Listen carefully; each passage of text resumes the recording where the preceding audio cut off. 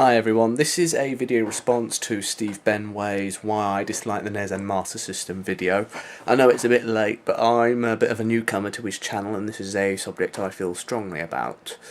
Before I start, I'd just like to say, first of all, this is not me saying that the NES is crap, because I do quite enjoy it, and there are some fairly decent games on it, and also I do have quite a few American friends, so just in case any of them happen to come across this video, this is not aimed at you. This is aimed at the other 98% of the American population that think that the rest of the world works in exactly the same way they do. So, basically, Britain, 1987. The NES has just been released, and quite a lot of people, SteveBenway included, are looking at it in, probably their local Boots, because Boots were the people who used to get exclusive licenses for selling these sort of things, and they'd have having a look at this new console that's just been released called the Nintendo Entertainment System. Looking at it, the launch titles weren't exactly spectacular. From what Steve said, it came with Donkey Kong and Mario. Donkey Kong came as a packing game for a computer/console that was released in 1980. So most people would have already played it, and it's pretty much identical to the version that was released in 1980 as well, so it wasn't spectacular looking. Now around that time we had a lot of computers on our market. We had the Sinclair Spectrum, we had the Acorn computers such as the BBC Micro and the Acorn Electron, and were also quite recently released the Amstrad CPCs, which was the 64K model and the 128K model. There were also some other American computers floating around, such as the Commodore 64, the Atari 8-bit machines, like Tandy Coco, etc. And looking at this NES and what it could, the launch titles showcasing on it, most people would have looked at it and thought, what the hell? My computer at home can play games better looking than this. Because frankly, they were pretty awful. I mean, looking at the spec of the NES, 2 kilobytes of RAM and a 1.8 megahertz 6502. Now, 2 kilobytes of RAM is just awful. The lowest spec computer on the market at the time was the Sinclair Spectrum, which, the base model that was released in 1982, and keep in mind that this is 1987 now when the NES has just been released. In 1982 you could get a Sinclair Spectrum with 48k of RAM. Now that is, 46k of RAM more than the NES, and the Spectrum was already, not on a par with the other systems at the time, so you're releasing a brand new system in 1987 that is frankly worse than the worst system on the market at the time. So I think you can understand from our point of view when comparing the NES to what was around on the market at the time and thinking, God, this is not worth it. I mean, this was 1987, the Atari ST had been released and the Amiga had just been released as well. Those were 16-bit machines and everything was gearing up towards that, so honestly, what's the point in releasing an 8-bit console in a 16-bit era? I mean, it's like releasing a 64-bit console in the 128-bit era we're having today. Oh wait, that happened. It's called the Wii. Never mind.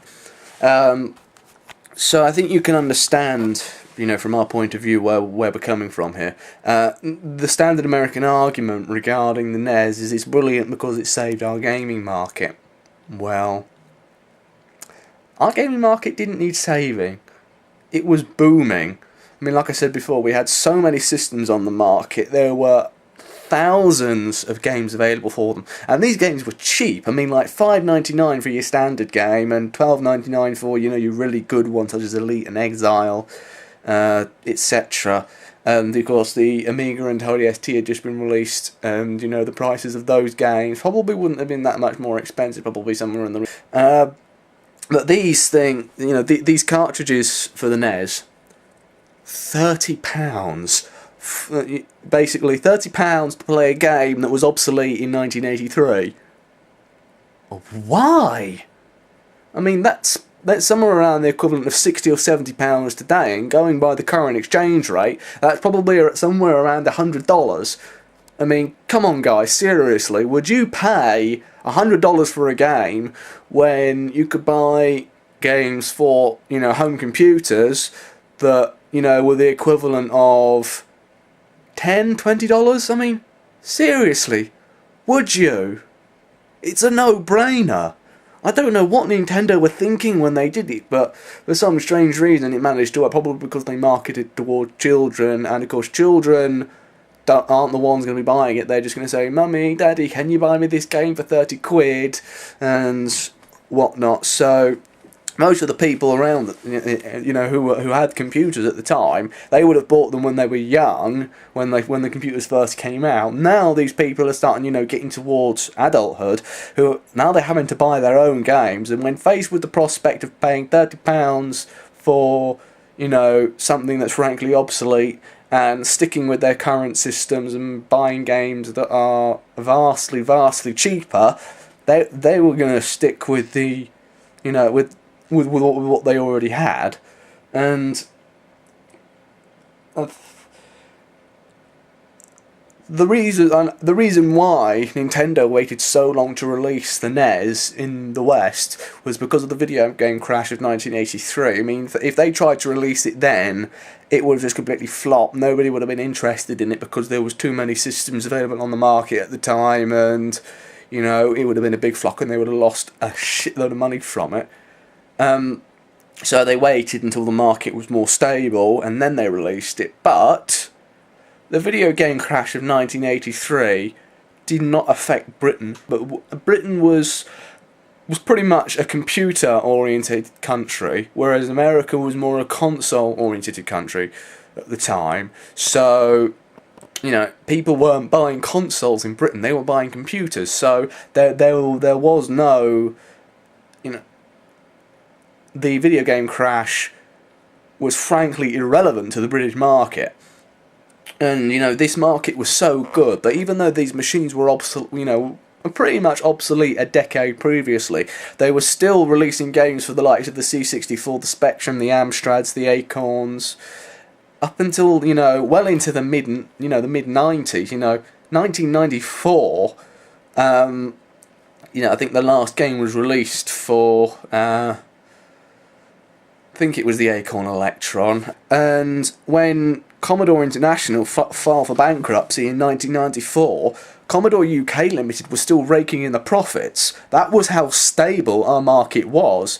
So no amount of mismanagement by the Commodore parent company would have been able to affect us, and so on. I mean, they even tried to buy out the parent company, but the deals kept falling through, and eventually it had to be liquidated, which meant that Commodore UK went under as well, which is disappointing. But anyway, I digress. The main point I'm trying to make here is, it's not that the NES is crap. I like the NES, and, you know, I'm actually looking to buy one because I want to play, you know, the Zelda games, the Contra games, Castlevania, Metroid, etc. I mean, it was why I bought this. This is the Dingo A320 emulation handheld thing. It was because I wanted to play these games as well. So the point that, you know, that's not the point I'm trying to make. The point I'm trying to make is things are very different here. So whenever an American makes some sort of statement based upon their sort of understanding of, you know, the way things work, it just really grates on my nerves, because I mean, someone in the UK says, "Oh wow, the NES, yeah, I mean that wasn't really great. We had a lot of better stuff going on." They'll be like, "Dude, What the fuck are you talking about? You're stupid, man. The NES was brilliant. It saved our gaming market. It didn't save ours, so we don't have the same sort of attachment to it that you do. So I'm sorry. I don't mean to offend anybody by saying this, but please stop bashing on about it and expecting everybody else to agree with you. Considering that in 1987, the 2 kilobyte, 1.8 megahertz NES cost £250 or thereabouts. In 1983, you could have bought a top-of-the-range Sinclair Spectrum for £145. So yeah, that really is a no-brainer. Thanks, guys, and don't take this the wrong way or anything. Bye.